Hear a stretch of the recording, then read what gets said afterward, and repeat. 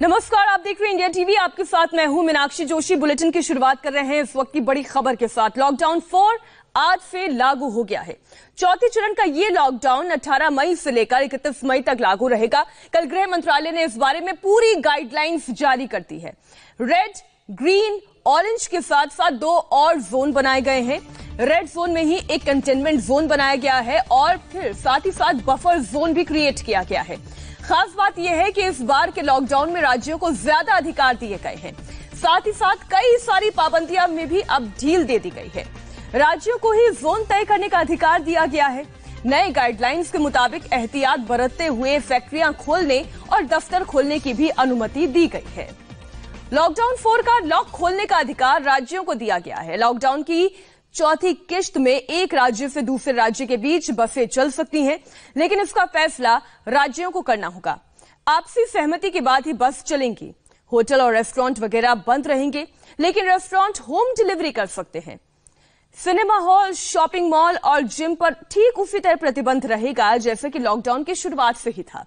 Containment zone के बाहर salon खुल सकते हैं, लेकिन इसका फैसला भी राज्य स्तर पर, स्थानीय प्रशासन स्तर पर किया जाएगा। रेड जोन में ई कॉमर्स कंपनियां जरूरी और गैर जरूरी सामान की डिलीवरी कर सकती हैं। स्टेडियम्स को खोलने की अनुमति दे दी गई है, लेकिन वहां पर दर्शकों के जाने की अनुमति नहीं होगी। इसका मतलब आप ये समझिए कि अगर किसी को क्रिकेट मैच कराना है तो वो मैच करा सकेगा, लेकिन वहां पर दर्शक नहीं आएंगे।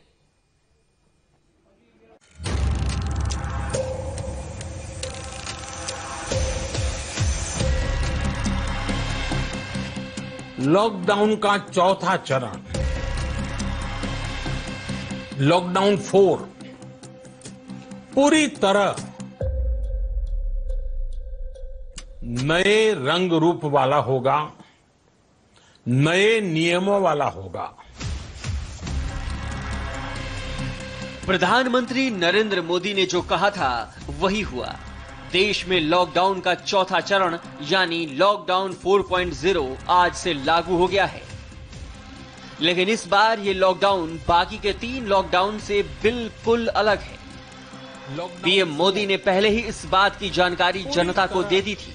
गृह मंत्रालय की ओर से जब चौथे चरण के लॉकडाउन की जानकारी शेयर की गई तो उस गाइडलाइंस में मोदी के वक्तव्यों की झलक दिखाई दे रही थी। हम आपको बताएंगे कि इस लॉकडाउन का क्या असर होगा, कहां सख्ती होगी, किन क्षेत्रों में नरमी बरती जाएगी, कहां क्या खुलेंगे और क्या बंद रहेंगे। चौथे चरण का लॉकडाउन 18 मई से लेकर 31 मई तक लागू रहेगा, यानी अगले 2 हफ्ते के लिए ये लॉकडाउन और बढ़ा दिया गया है। मतलब साफ है कि अगले 14 दिन तक सबको इसी गाइडलाइंस के मुताबिक चलना होगा ताकि कोरोना महामारी को मात दिया जा सके। राहत की बात यह है कि लॉकडाउन 4.0 में फैक्ट्रियां खुलेंगी, दफ्तर खुलेंगे, दुकानें खुलेंगी, बसें चलेंगी, टैक्सियां भी चलेंगी। रविवार को लॉकडाउन का तीसरा फेज खत्म होने से करीब 6 घंटे पहले राष्ट्रीय आपदा प्रबंधन प्राधिकरण यानी एनडीएमए ने केंद्र सरकार और राज्यों को देशबंदी जारी रखने के निर्देश दिए। इसके बाद गृह मंत्रालय ने नई गाइडलाइंस जारी कर दी। लॉकडाउन 3.0 में 3 तरह के जोन थे। लॉकडाउन 4.0 में 5 तरह के जोन्स होंगे। रेड, ऑरेंज और ग्रीन जोन्स के साथ अब 2 जोन्स और जोड़े गए हैं। ये हैं कंटेनमेंट जोन और बफर जोन। कंटेनमेंट जोन और बफर जोन रेड जोन्स के अंदर होंगे, जिनमें बहुत ही ज्यादा सख्ती होगी।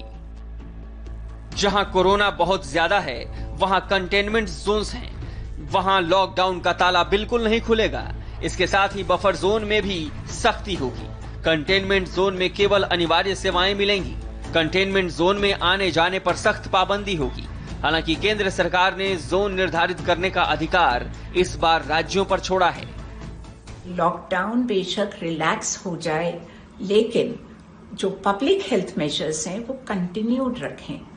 जो केसेस हैं उनका आइडेंटिफिकेशन, उनका टेस्टिंग, उसके बाद उनका आइसोलेशन और उनको ट्रीटमेंट देना, ये बहुत जरूरी हो जाएगा।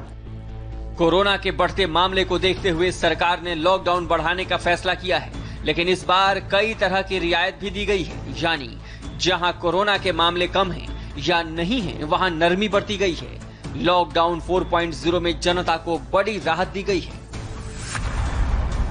एहतियात के साथ रिक्शा और ऑटो रिक्शा चल सकते हैं। प्राइवेट गाड़ियों से इंटरस्टेट सफर कर सकते हैं, बशर्ते दोनों राज्य तैयार हों। कुछ इंटरस्टेट बसें भी चल सकती हैं। हालांकि हवाई जहाज उड़ाने की अनुमति नहीं दी गई है। मेट्रो रेल की सर्विस भी नहीं खुलेगी। होटल रेस्तरां भी बंद रहेंगे।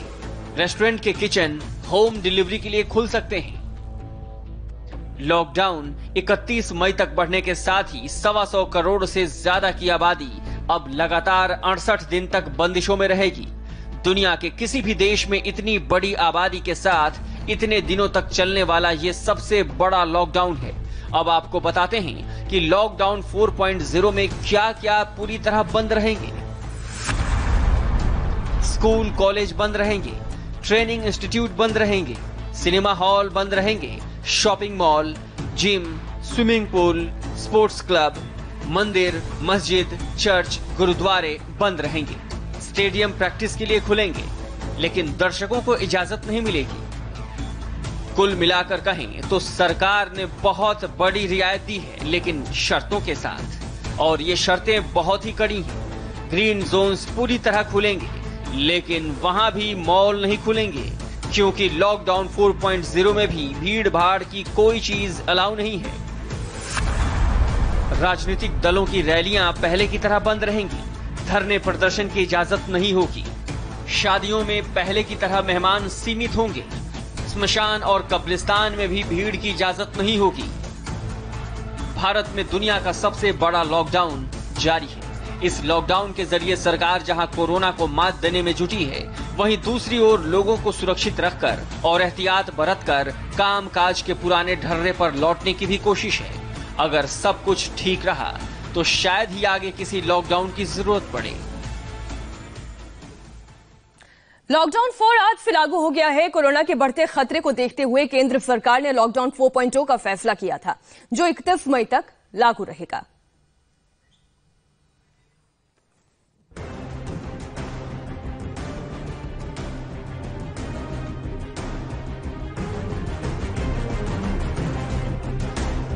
केंद्र सरकार से लॉकडाउन 4.0 का गाइडलाइंस आते ही हर एक राज्य अब इसे अमल करने को लेकर हरकत में है। लॉकडाउन 4.0 की गाइडलाइंस की खास बात यह है कि इस बार राज्यों को ज्यादा अधिकार दिए गए हैं। हालांकि वो केंद्र द्वारा जारी दिशा निर्देशों की अवहेलना नहीं कर सकेंगे। इस बारे में केंद्रीय स्वास्थ्य सचिव प्रीति सूदन ने सभी राज्यों और केंद्र शासित प्रदेशों को नए आदेशों पर तुरंत कार्रवाई करने का निर्देश दिया है। लॉकडाउन के चौथे चरण में लॉकडाउन की स्थिति और स्वरूप क्या होगा, इसका फैसला राज्य सरकार कर पाएंगे। गाइडलाइंस सामने आने के बाद राज्य सरकारें एक्शन में हैं। दिल्ली के मुख्यमंत्री अरविंद केजरीवाल की आज अहम बैठक है। इस बैठक में लॉकडाउन 4.0 में दिए जाने वाले ढील पर फैसला लिया जाएगा। दिल्ली वालों को क्या करना है और क्या नहीं, इसकी जानकारी दी जाएगी। इसी तरह से उत्तर प्रदेश में योगी सरकार भी आज क्या करें और क्या ना करें, इसकी जानकारी देगी। कर्नाटक में भी कई तरह की रियायत की घोषणा की जा सकती है। बंगाल की ममता सरकार भी नए गाइडलाइंस के मुताबिक फैसला लेंगी। अब हम आपको बताते हैं कि राज्य सरकारें खुद क्या क्या तय कर सकती हैं और उन्हें क्या क्या अधिकार दिए गए हैं। ग्रीन, ऑरेंज और रेड जोन राज्य सरकारें ही तय करेंगी। कंटेनमेंट जोन भी राज्य के सीएम और डीएम तय करेंगे। राज्य सरकारें आपसी सहमति से इंटरस्टेट बसें चला सकेंगी।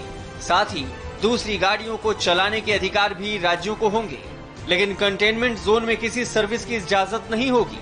सैलून और मिठाई जैसी दुकानों को खोलने की इजाजत देने के अधिकार भी राज्य पर छोड़ दिए गए हैं। इस बार के जो गाइडलाइंस में राज्य सरकारों को पूरी ताकत दे दी गई, पूरी पावर्स दे दी गई है। जो राज्य सरकारें बार बार ये कह रही थी, हर मीटिंग में उन्होंने पीएम के सामने यही बात कही कि आप हमको अधिकार दीजिए, हम राज्य के मुखिया है और हमें पता है कि कौन से एरियाज में रेड जोन होने चाहिए या ग्रीन जोन होने चाहिए और कंटेनमेंट जोन कितने बड़े होने चाहिए, कंटेनमेंट एरियाज कितने बड़े होने चाहिए।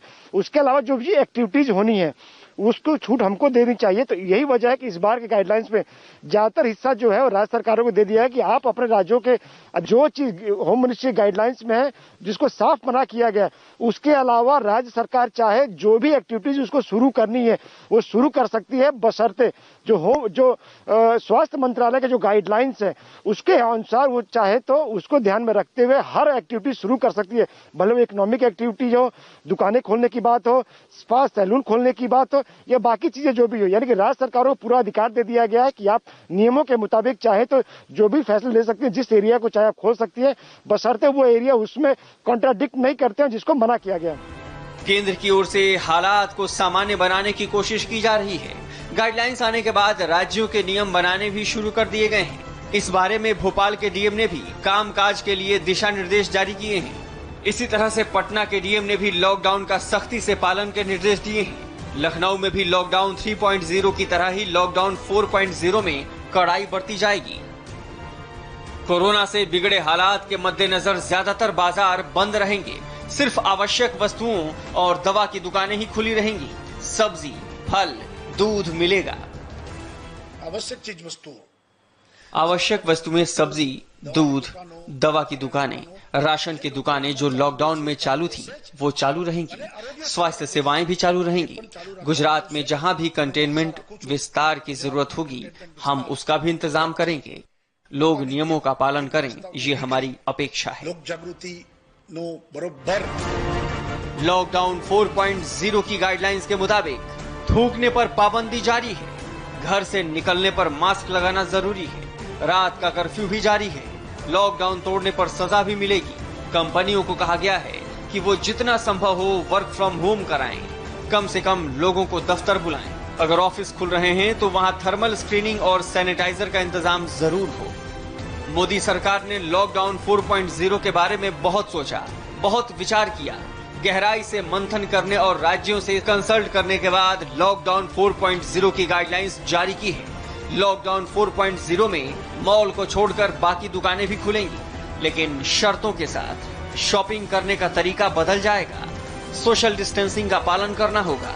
संक्रमण से बचने के उपाय करने होंगे। भीड़ से किसी भी कीमत पर बचना होगा, क्योंकि गैदरिंग को अवॉइड करना है। दुकान में ग्राहकों की संख्या सीमित रहेगी। लॉकडाउन के कारण कोरोना के आंकड़ों पर असर पड़ा है। देश में कोरोना के मामले जरूर बढ़े हैं, लेकिन मॉर्टेलिटी रेट को काबू में कर लिया गया है। लॉकडाउन 4.0 की गाइडलाइंस जारी होने के बाद ये साफ हो गया है कि राज्यों की जिम्मेदारी बढ़ गई है। राज्यों को तय करना है कि वो क्या खोलेंगे और क्या बंद करेंगे। तो आखिर देश के मुख्यमंत्री क्या करने वाले हैं, किस राज्य में क्या खुलेगा, क्या बंद रहेगा, इसका जवाब आज देश के 15 राज्यों के मुख्यमंत्री खुद देंगे, सिर्फ इंडिया टीवी पर।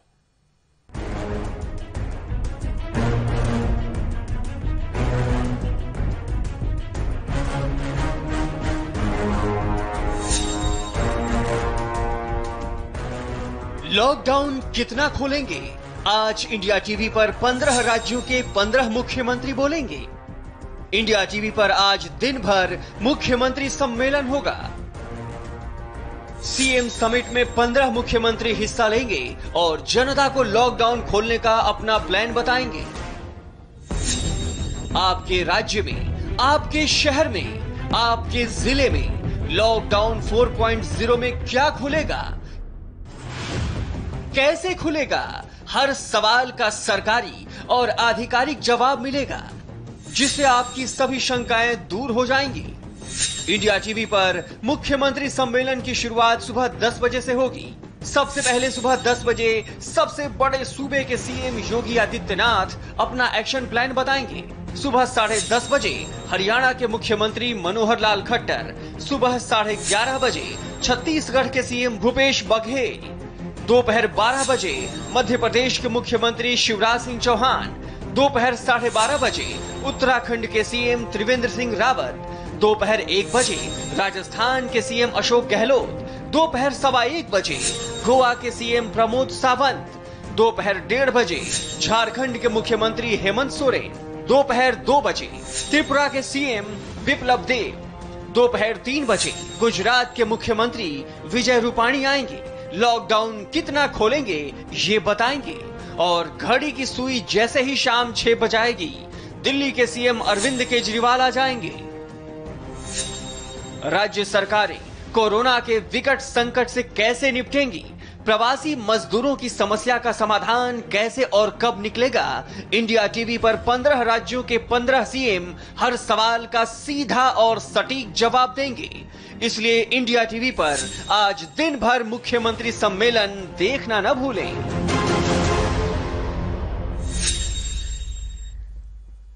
और अब बात देश के कोरोना अपडेट की। रविवार को देश में कोरोना के रिकॉर्ड मामले दर्ज किए गए हैं।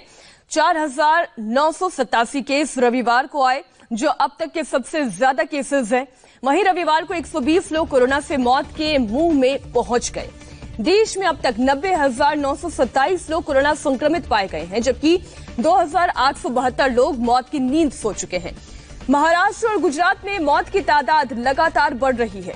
महाराष्ट्र में कुल केसेस 33,053 हो चुके हैं, जबकि कुल मौत का आंकड़ा 1,198 तक पहुंच गया है।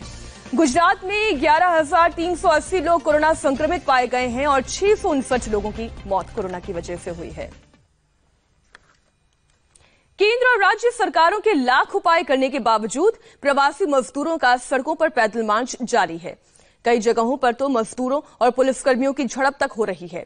ऐसे में सवाल उठते हैं कि क्या अब तक इन मजदूरों को ट्रेन या बसेस के जरिए सही जानकारी नहीं मिल रही है? क्योंकि मजदूरों के गुस्से की खबरें लगातार आ रही हैं और ये परेशान करती हैं।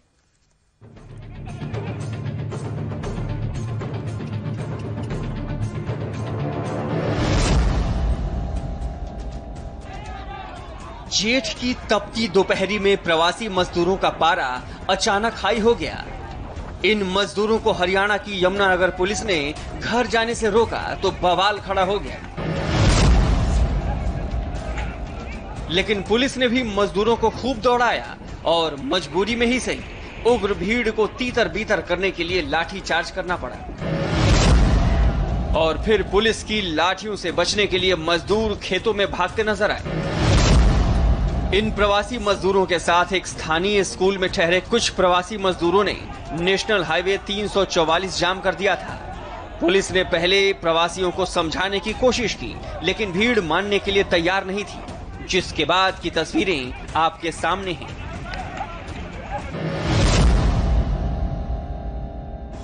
यूपी के सहारनपुर में गांव लौट रहे मजदूरों के सब्र का बांध टूटा तो हाईवे पर हंगामा करने लगे।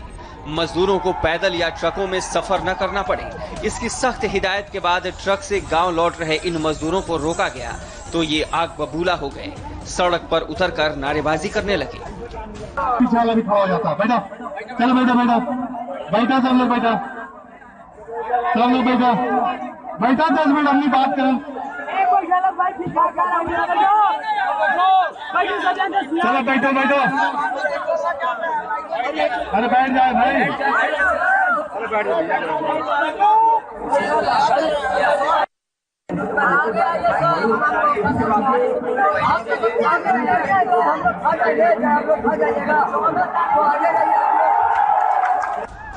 इन मजदूरों को समझाया गया कि आप यहाँ नहीं रुकेंगे तो आगे भी रोके ही जाएंगे। आपको मानने की जरूरत है, आगे चल के कोई और आपको रोकेगा। मैं इसलिए कह रहा हूँ, आपको वहाँ पे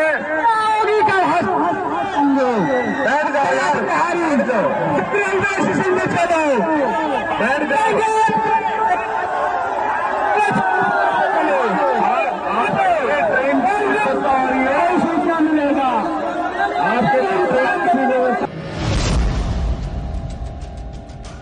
यूपी के मथुरा में पैदल निकले मजदूरों ने नेशनल हाईवे पर जोरदार हंगामा किया। घर वापसी के लिए जब सरकारी इंतजाम नहीं हुआ तो इन मजदूरों का गुस्सा फूट पड़ा। विरोध में हाईवे को जाम कर दिया, आगजनी तक की। झांसी में यूपी एमपी बॉर्डर पर भी जोरदार हंगामा हुआ। मजदूरों ने इस कदर प्रदर्शन किया कि 10 किलोमीटर तक लंबा जाम लग गया। यूपी एमपी बॉर्डर पर हजारों की तादाद में मजदूर फंसे हुए हैं। जिला प्रशासन इनके लिए बसों का इंतजाम करने में जुटा था, लेकिन जब बस कम पड़ गई तो इन मजदूरों का गुस्सा फूट पड़ा।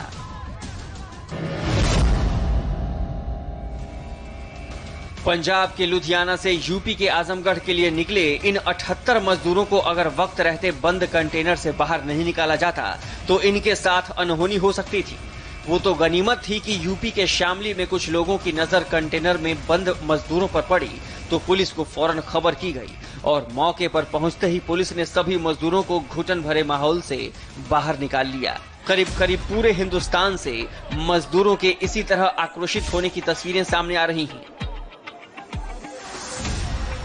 हालांकि यूपी के सीएम योगी आदित्यनाथ ने लगातार हो रहे सड़क हादसों को देखते हुए निर्देश दिए हैं कि किसी भी मजदूर को पैदल न चलने दिया जाए, इन मजदूरों को ट्रक जैसे असुरक्षित वाहनों में नहीं जाने दिया जाए। तो वहीं मजदूरों की समस्या को लेकर बिहार के सीएम नीतीश कुमार आज कैबिनेट बैठक करने वाले हैं। दिल्ली के सीएम अरविंद केजरीवाल ने भी बयान जारी कर कहा है कि जरूरत पड़ने पर मजदूरों के लिए ट्रेन का इंतजाम किया जाएगा। रेल मंत्री पीयूष गोयल ने पहले ही ये ऐलान कर दिया है कि अगर राज्य सरकारें चाहें तो और ट्रेन चलाई जा सकती हैं। आपको बता दें कि महाराष्ट्र से अपने राज्य लौटने के लिए 20 लाख मजदूरों ने रजिस्ट्रेशन करवाया है, जिनमें ज्यादातर बिहार और पश्चिम बंगाल के रहने वाले हैं। हालांकि इस मामले में सियासत भी शुरू हो गई है। महाराष्ट्र के गृह मंत्री अनिल देशमुख ने बिहार और पश्चिम बंगाल की सरकार पर यह आरोप लगाया है कि वो जितनी ट्रेनें महाराष्ट्र से भेजना चाहते हैं उतनी ट्रेनों की इजाजत दोनों राज्य सरकारें नहीं दे रही। ऐसे में आरोप प्रत्यारोप के इस दौर में पिसना मजदूरों को पड़ रहा है, जिनकी तस्वीरें दिल को झकझोर देने के लिए काफी हैं।